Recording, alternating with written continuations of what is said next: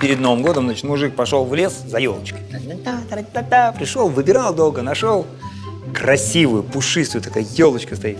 И ему такая лапа на плечо с когтями. Он просто топор опускает, поворачивается, там стоит огромный медведь и говорит: ты что тут делаешь?